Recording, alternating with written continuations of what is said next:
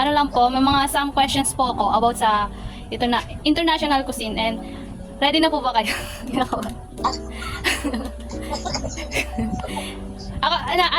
Ako po pala si Marites Jeramnida, kapatid po ng asawa ng kapatid niyo po. So, may mga some questions po. First question po natin, unahin po natin yung general background. First question po, can you share which country you visited and for how long? Ano po ba yung pwede nyo ma-share sa country na puntahan nyo o na-visit nyo and gaano po ba kayo katagal na punta dyan? Dito, mga ano lang po, mga 24 years na ako dito sa Japan. Tapos, anong ibig mo sabihin yung mag-share mo na tungkol sa...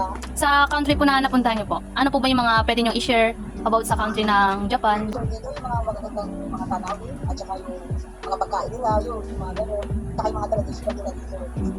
Question ko po is, what was the purpose of your visit? Ano po ba yung mga purposes nyo? Bakit po ba kayo pumunta sa Japan? Work po ba? Study? Travel? Naninirahan na po? Ganun po. Dito sa Japan, ano na ako, nung pagpunta ko dito, nung una, parang ano lang, trabaho lang, gano'n. Tapos nung tumagal pa ako, nag-explore ko na dito, kaya nag-save ako na, dito na ako mag-stay din yun. Nagkaroon na ako, kasama ako, nagsali, tumagal lang dito, kaya dito na dito. So, thank you po. Sa third question po is, how would you describe that country food culture compared to your main country po? Ano po ba yung mga mai-describe nyo sa country ng Japan about sa food culture nila compared dito sa Pilipinas? Dito, kung ikukumpara ko naman sa pagkain natin sa Pilipinas saka dito, kasi yung sa pagkain natin sa Pilipinas, kung minsan kanin ulam na lang, diba? Dito kasi sa Japan, iba-iba. Tago-konti lang yan. Pero, marami siyang dito. May kanin, may soup, may gano'n. Tapos may mga ikimono silang tinatawag dito. Para mga talong-konting gulay, pag-isra, gano'n. Saka yung lasa niya, iba-iba siya, hindi na sa akin. Diba? Minsan, maasin lang, gano'n. Maalat na ako dyan. Bakit dito, minsan kasi medyo matamis sila. Matamis yung mga isla nila dito. Okay.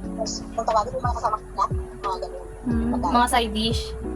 Oo, Sige po. Sa ano naman po, sa culinary experience abroad, sa fourth question naman po, what was the first dish you try upon arrival and what was your impression? Ano po ba yung first dish or yung first food nyo na na-try nung nag-visit ka po sa Japan? Then ano po yung unang expression nyo about this dish? Yung unang expression ko dito, pagpunta ko dito sa Japan, syempre nung una, syempre palibasa, bago ka lang dito, parang sa ikita ko, tapos dahil ka lang sa paano lang kaya, syempre, hindi ka marunong magsalita ng Hapon, baka hindi mo sila maiintindihan, yun yung mga unang-unang yung ano, tapos, ang lamig-lamig, kaya ko ba dito, parang gano'n, yung mga pagkain mo nila, kaya ko ba, parang gano'n, marami kang iisip, yung first ano ko dito, yung medyo kinakabahan ka, gano'n.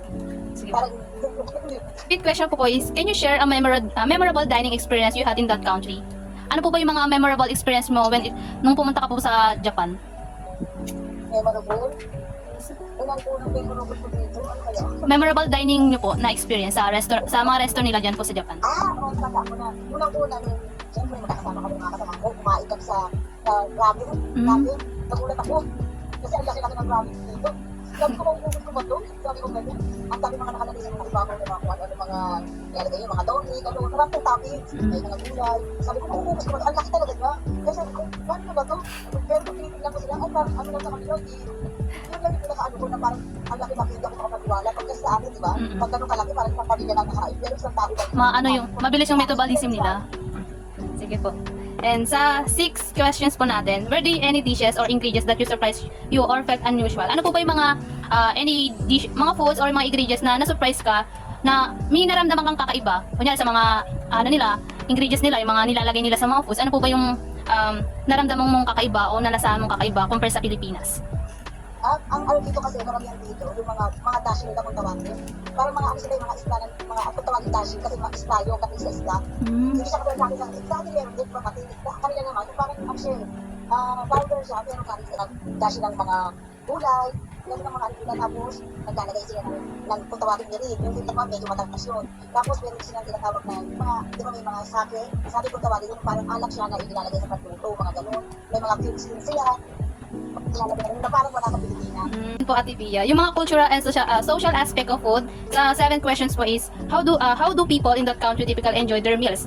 Formal setting ba, street food ba, commonly dining? Kasi sa Pilipinas, di ba, na-enjoy ng mga Pilipino yung pagkain nila ng street food. Doon nila parang na-express yung nararamdaman nila when it comes na pag kumakain sila ng street food. Ano naman po ba dyan sa Japan?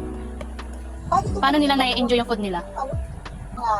May mga matsuri, kung tawagin. Ganun. May mga pagkadain sa akin ng mga street foods. na sali-sali, mga kaibigan, mga kasama. Parang ganyan, ay sa kaya, mga ganun. Parang kung sa kanila is mga formal setting ng dining. Misa sa labas, misa sa loob ng bahay. Meron din po setting sa labas, meron din yung sa pinakatalagang content. Meron din yung parang magsuri na kagaya sa atin, sa kanila. Pero yung pag mga kasiyakan, nagtatawag, parang dito sa atin, magsuri naman sa kanila. Sa 8 questions naman po, did you notice any custom or traditional around food that's nag-stand out sa inyo po? Ano po ba yung mga napansin nyo at kaugalian na traditional na nag-stand out sa isipan nyo po? Sa Japan po. Ang nakakalimutan niya kasi nila pag sa gabi, sila nagkakain ng kanin. Ano sila puro mga utsumami kung tawagin. Kasi ayun sila uminom ng mga kanin. Yung parang hindi naman siya yung parang sa ating din, di ba? Ano dito parang wine, mga ganun. Yung mga soju, yung mga ininom nila dito. Pag sa gabi sila kumakain, puro utsumami. Pag na isip uno. Ay, isip uno, kung na ang ginagawa nila, tsaka ulo sila kumakain. Kumbaga naging traditional na rin nila yung pag-uugali ng ganun. Oo, hindi sila kumakain. At sa umaga, sa tanghali, kagabi hindi sila kumakain. Konting lang talaga. Yung kunyari, yung mga favorite food po naman. Tsaka yung mga sinono, yung mga konting mga diet food, hindi ko kasi Yung mga minimal dishes lang na swak talaga sa'yo. Pinakain nila. Sige. Alright. Next question po is, were there any significant festival or celebration where food play an important role? Meron bang mahalagang pagdiriwang kung saan may mahalagang papel din yung pagkain sa kanila? Katulad sa atin, may mga festival ng pagkain. Yung mga ganun din. Yung mga ganun din. Katulad niya pag mag-tulad dito, yung mga traditional na kinakain. Na kailangan, nakain ka ng ay tinatawag na mochi. Kapag daw, pag dito, parang January pa, pinakakain ng mochi kasi daw, magiging mayamang ka na, mga ganun. Pamahiin. Pagdating ng December, yung magbabagong taon, kumakain sila na parang soba. Soba? Ngayon, yung soba yun parang kapatid sa atin. Pero soba sa kanila, parang parang style. Pero soba siya. Ayun, kinakain nila kasi daw, pag daw, nakakabalo ang buhay. Parang gano'n sa kanila. Dito naman po tayo sa learning and adaptation. Sa 10th question naman is, did you learn how to prepare any local dishes while you were there? If so, what did you find interesting or challenging? Ano po ba yung mga natutunan o na paano nyo napiprepare yung mga pagkain dyan sa Japan po? Ano po ba yung mga interesting and challenging? Naging challenging po ba sa inyo? Nagkaroon ka ba ng interesting when it comes na kapag nag-prepare ka po ba ng mga food sa Japan, ganyan? Oo, nagpa-challenge din ako kasi ganyan yung matawag kasi nagluto talaga siya. Kasi kumbaga sa nakikita ko sa kanya kung paano siya magluto. Ngayon, nagka-challenge din ako kasi nagluto ako sa kanila. Konti-konti lang siya magkain ka. Tapos yung mga decoration. Oh. Yung lalagay siya sa pilit ako. Plating nga. Mga ganun, kasi mga plating sila. Kahit na yung sa bahay lang, gagawin ko yun. Tapos lalagyan nila ng prutas, akala ko na siyang prutas. Lalagyan nila ng design yun, design pante, yung mga bilo-bilo, ano. Tapos sa gulay naman, siyempre yung sa lalong kung sa akin kung tawag sa kanila, nilalagyan din nila ng design. Sabi ko, ayun, galing na mo, parang nag-challenge din ako. Parang kumakain ka ng, parang kahit yung kainin yung kunyari yung mga design kasi. Ng interest, pag gumagawa ka rin po ba ng mga ganong food? Nagkaroon mo interest pag kasi siyempre gusto ko kaya mo din, gano'n. Lalo na pag gumamit. Sabi nito kasi, ay yung mga bata kasi may mga pagkakataon na natawag na sa school, magdadala ng bubeko. Kailangan din kasi yun, kunyari, maglalagay ka ng mga permapaman, yung mga design, ginagawa nila yun, tapos yung mga lori-lori nila, kung ano, lalagyan ng mata. Kaya hindi ako interest kasi kailangan din sa mga bata, lalo sa nasa retro sila. Kailangan yung mga character, kailangan gawa ka ng mga ganito. Sige.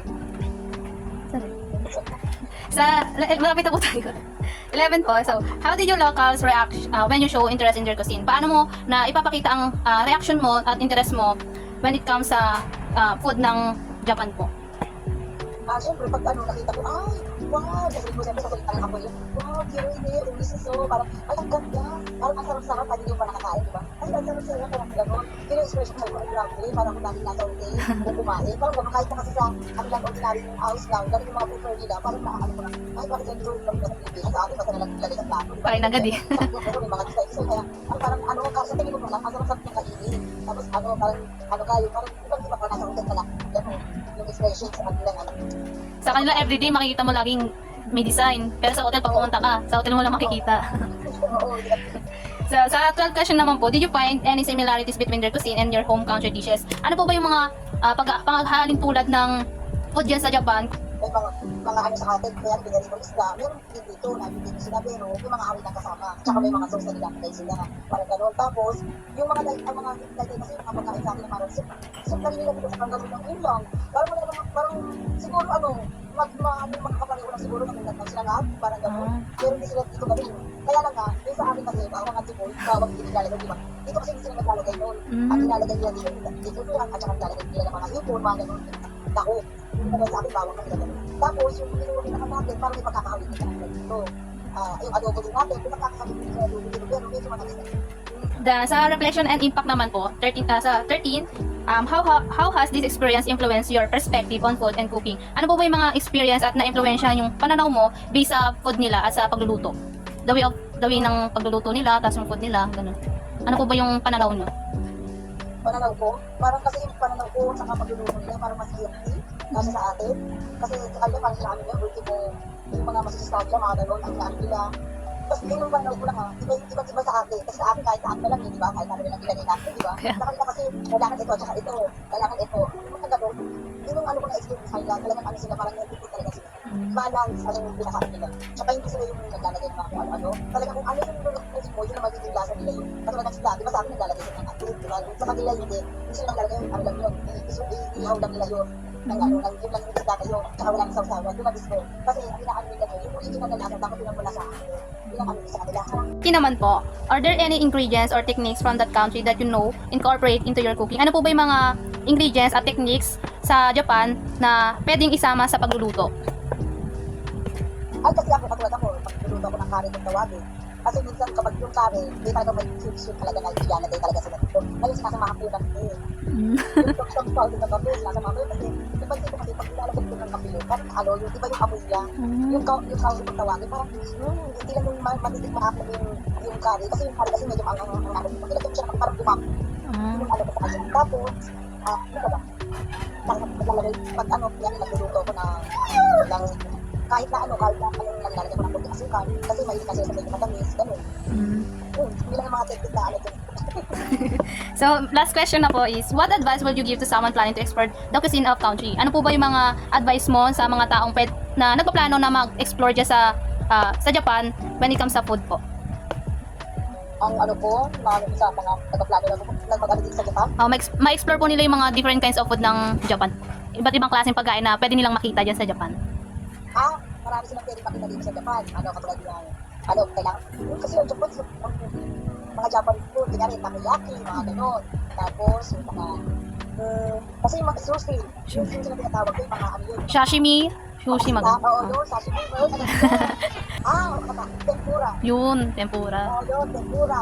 Tapos yun nga, yung mga, ano, udon, soba, yung mga ganyan. Shabu-shabu, yan, yung mga ganyan. Sukiyaki, yan, marami silang mas pagkain na makikita nila dito na hindi nila naano sa Pilipinas. Ewan mo lang kung may Japan sa Saka dito ba yun? Opo. Ano ka pa? Pwede po bang permission na i-post ko sa namin kasi namin interview kasi kailangan i-post. Sa teacher ko lang po makakita. Okay lang po. Maganda ka naman po dyan sa video. Thank you po, Tipia. Okay lang. Hindi ba nakakaya yung tura ko dyan? Hindi okay naman. Tama naman po. Tama naman. Sige po. Thank you po ulit. Thank you so much po. Nice to meet you. Bye. Bye po.